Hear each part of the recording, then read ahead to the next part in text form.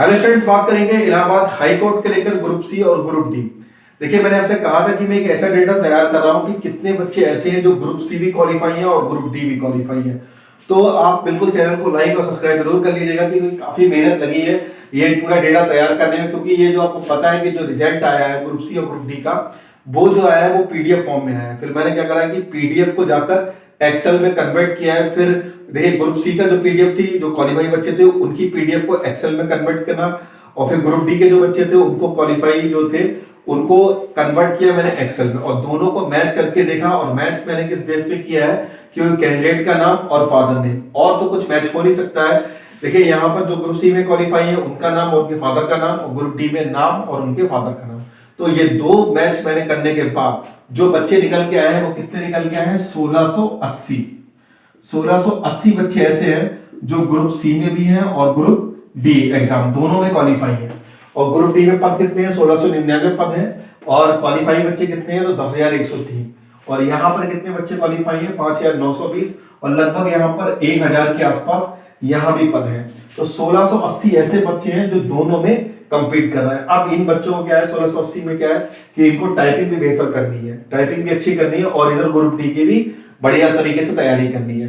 तो मैं ये मान के चलता हूं कि कम से कम 15 से 20% ऐसे बच्चे हैं, लगभग 320 या 350 बच्चे ऐसे हैं जो अपने आप को अच्छे से मैनेज कर रहे होंगे, टाइपिंग पे भी फोकस कर रहे होंगे और पेपर पे भी फोकस कर रहे होंगे। लेकिन बाकी और बच्चे जो है वो 80% बच्चे ऐसे होंगे कि जो या तो उन्होंने ग्रुप सी चूज कर लिया होगा कि भैया ग्रुप सी पे हम फोकस करेंगे, टाइपिंग पे करेंगे, क्योंकि टाइपिंग इतनी आसान नहीं है, काफी बच्चों के लिए बिल्कुल नहीं है टाइपिंग। हिंदी की टाइपिंग भी है, इंग्लिश की टाइपिंग भी है। और यहाँ पर जो है वो ग्रुप डी का मेंस का एग्जाम भी है, क्योंकि इसमें इंग्लिश भी आ रही है, हिंदी भी आ रही है, मैथ भी आ रही है और जीएस भी आ रही है। तो यहाँ पे चारों सब्जेक्ट पढ़ रहे हैं। और आपको पता ही है कि लगभग 20 जनवरी के आसपास रिजल्ट अनाउंस कर दिया गया था। उसके बाद जितने भी ये 5,920 बच्चे हैं वो लग गए थे अपनी टाइपिंग को लेकर, क्योंकि ये थोड़ा ग्रुप सी अच्छी पोस्ट है तो वो इसको कम प्रेफर कर रहे थे और टाइपिंग पे ज्यादा प्रेफर कर रहे थे। और टाइपिंग भी जो है हिंदी की है तो 4 घंटे वो यहाँ निकाल लेते हैं सुबह में और 4 घंटे शाम को टाइप कर रहे हैं। तो ग्रुप डी की तैयारी करने का उनके पास ज्यादा समय नहीं है। तो केवल 300-350 बच्चे ऐसे होंगे जो बेहतर तरीके से ग्रुप डी के भी मैनेज कर रहे होंगे और ग्रुप सी को। बाकी जो बच्चे हैं या तो इधर कन्वर्ट हो गए होंगे या तो इधर कन्वर्ट हो गए होंगे। लेकिन मैं मान के चलता हूं कि 800-900 बच्चे लगभग जो है वो इधर कन्वर्ट हो गए होंगे, क्योंकि उनके अच्छे मार्क्स होंगे, उन्होंने कहा कि बस टाइपिंग निकाल लेंगे बस हो जाएगा। लेकिन कुछ हो सकता है ग्रुप सी के ऐसे ही बच्चे हो जिनके नंबर कम हो और उन्हें लग रहा होगा कि टाइपिंग निकालने के बाद भी फाइनली सिलेक्ट नहीं हो पाएंगे, तो वो कुछ कन्वर्ट हो गए होंगे इधर। ठीक है, तो इसमें कुछ मान के चलता हूं ये 1680 जो बच्चे हैं ये लगभग 500-600 बच्चे ऐसे हो सकते हैं कि जो पूरी तरीके से चले जाएंगे ग्रुप सी में और ग्रुप डी में, और बाकी 300 बच्चे जो कॉमन तरीके। तो 500-600 बच्चे जो है वो कट ऑफ पर कुछ ना कुछ तो फर्क डालेंगे। अगर 600 बच्चे अगर टाइपिंग पे अच्छे से करेंगे तो ग्रुप डी का पेपर उनका इतना बेहतर नहीं हो पाएगा। ग्रुप डी की तैयारी अच्छी करेंगे तो टाइपिंग पे इतना बेहतर नहीं कर पाएंगे। तो ये कहीं ना कहीं मेरिट पे फर्क जरूर डालने वाले हैं। अच्छा, एक और बता दूं मैं कि जो ये 1000 ये बच्चे हो गए और लगभग 1600 अगर 80 लोग माइनस कर लेते हैं 1500, लगभग 3500 बच्चे, मतलब 13,500 बच्चे हो गए टोटल। अब 13,500 में लगभग 20% बच्चे जो हैं, लगभग 20% बच्चे जो हैं जो आपका रेलवे ग्रुप डी में भी क्वालिफाई कर गए हैं या फिर जो है वो एनटीपीसी में क्वालिफाई कर गए हैं। तो ये बच्चे जो हैं वो अब ज्वाइनिंग के लिए फाइनल जाने वाले हैं। तो यहाँ पर भी बहुत ज्यादा फर्क पड़ने वाला है। और ये डेटा मुझे कहां से मिला? मैंने कई बच्चों से बात करी है जो ग्रुप डी भी क्वालिफाई है, इलाहाबाद हाई कोर्ट का ग्रुप सी भी क्वालिफाई है, एनटीपीसी भी क्वालिफाई है और रेलवे ग्रुप डी भी क्वालिफाई है। तो बहुत लोग की एनटीपीसी में अब ज्वाइनिंग आना धीरे धीरे स्टार्ट हो गई है और रेलवे ग्रुप डी के जो है वो डॉक्यूमेंट वेरिफिकेशन स्टार्ट हो गए हैं। तो वो लोग वहां लग गए, कोई कागज अपना बनवा रहे हैं, कोई अपना मेडिकल करवा रहा है, कोई कुछ करवा रहा है। तो उनका ध्यान इधर है नहीं, ग्रुप डी पे भी नहीं है और ना ही उनकी ग्रुप सी की टाइपिंग को लेकर है।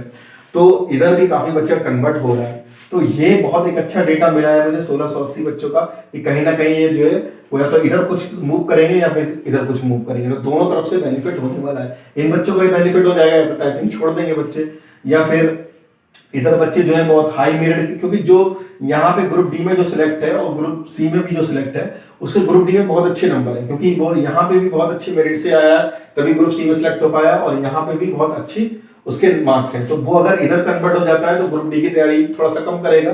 तो यहाँ पर इंग्लिश है या जीएस अगर आप 2 या 3 महीने के लिए छोड़ देते हो तो आप इतना बेहतर तरीके से रिवाइज नहीं कर पाते हो, तो आपको चीजें कम याद रहती हैं, क्योंकि 2-3 महीने से जनवरी से तो ये बच्चे लगे, अब मार्च में कहीं जाके पेपर होगा इनका, तो यहाँ का जो ग्रुप डी का सिलेबस है तो थोड़ा थोड़ा कहीं ना कहीं लोग भूल जाते हैं या फिर कंफ्यूजन हो जाती है कि हाँ ये वोकैबुलरी होगी या वो वोकैबुलरी, इतना आसान नहीं होता है। तो ये पूरा डेटा है, और एक कंफ्यूजन ये उठ रही है कि कट ऑफ कितनी जा सकती है, ठीक है, कट ऑफ कितनी जा सकती है, कट ऑफ बहुत चली जाएगी क्या? मैंने आपको बताया कि जो 2019 में जो कट ऑफ गई थी वो लगभग जनरल की 191 गई थी 200 में से, इतनी कट ऑफ नहीं जाएगी। रीजन ये है कि तब बच्चों ने प्री जो क्वालिफाई करा था वो 92 और 93 नंबर पे किया था, क्योंकि पेपर बहुत ज्यादा इजी आया था, और सेम यही हुआ था कि ग्रुप डी में भी लगभग 92-93 नंबर लोगों के आ रहे थे, कम से कम आ रहे थे, ज्यादा से ज्यादा तो 95, 96, 97, 98 तक लोगों के नंबर आए। तो इसीलिए आपको देख रहे होंगे आप 2019 में जो कट ऑफ है बहुत ज्यादा गई है, मतलब 191 के आसपास कट ऑफ देखने को मिली थी 2019 में। लेकिन इस बार ऐसा नहीं होगा। देखिए आपको पता है कि 82 नंबर वाला बच्चा जो है वो जनरल से क्वालिफाई किया है ग्रुप डी का एग्जाम, ठीक है, बहुत ज्यादा ये कितना भाई मेंस में एग्जाम में नंबर ले आएगा, बहुत ज्यादा 90 ले आएगा तो 2 और 9 17, तो 170 से और 174 के बीच में ही कट ऑफ देखने को मिलेगी, इससे ज्यादा देखने को नहीं मिलेगी, ठीक है। और बात कर लेते हैं कि आखिर आपका ग्रुप डी का जो है वो एग्जाम कब तक कंडक्ट कराया जाएगा। तो अब ये फिलहाल होली के बाद ही संभावना दिख रही है, इससे पहले कोई संभावना नहीं है, तो अब तक नोटिस आ चुका होता। हाँ, ग्रुप सी की थोड़ी सी संभावना ये दिख रही है कि हो सकता है आपको 25 फरवरी से 28 फरवरी के बीच में दिख सकता है, लेकिन अब उसकी संभावना भी थोड़ी थोड़ी सी कम होते हुए दिख रही है, क्योंकि आज 20 फरवरी हो गई है, 6 दिन पहले नोटिस आता है। अगर आज भी अगर नोटिस आया तो 26 फरवरी से पहले आपका पेपर मतलब टाइपिंग आपकी नहीं करा पाएंगे। तो मिलता हूँ नेक्स्ट वीडियो में, और अगर ये आपको ये मेरी मेहनत 1680 बच्चों वाली अच्छी लगी है तो चैनल को लाइक और सब्सक्राइब करके जरूर जाइएगा। तो मिलता हूँ नेक्स्ट वीडियो में, थैंक यू।